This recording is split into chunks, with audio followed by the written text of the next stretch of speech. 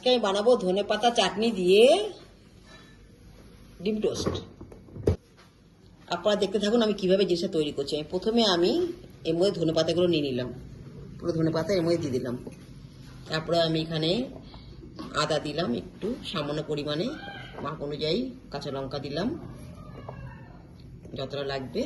তারপরে আমি এর মধ্যে লেবুর রস দেব, দিয়ে আমি এটাকে মিক্সারে ব্লেন্ড করে নেব।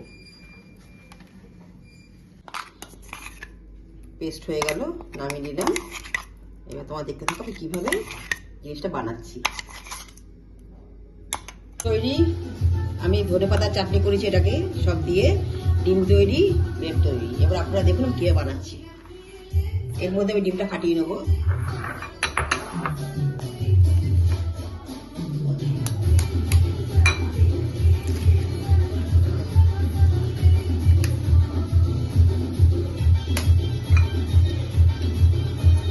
ডিম দিয়ে দিলাম, সামান্য 1 চামচ এখানে আমি দিয়ে দেবো এটা মশলাটা, একটু নুন ছিটিয়ে দেবো,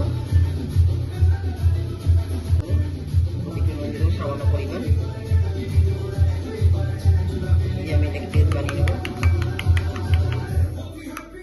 সামান্য পরিমাণ তেল দিয়ে নিলাম,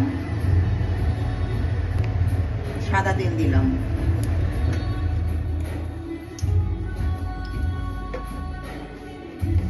এবার আমি এর মধ্যে ঢেলে দিলাম।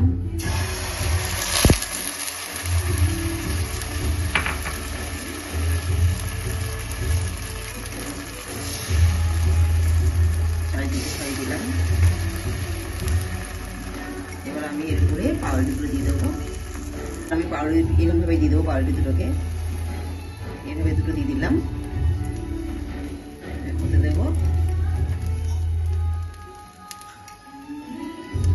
আমি এটা উল্টে দিলাম সুন্দরভাবে, তারপর রাখলাম। এবার আমি এরকমভাবে, এই হলো আমাদের ধনেপাতা চাটনি দিয়ে ডিম টোস্ট। এবারে পিস করে এভাবে কাটবো, কেটে সস দিয়ে, পছন্দ সস দিয়ে তোমরা খাবে। সন্ধ্যা টিফিন হিসাবে খুব সুন্দর খাবার, বাড়িতে করে দেখো, খুব ভালো লাগবে।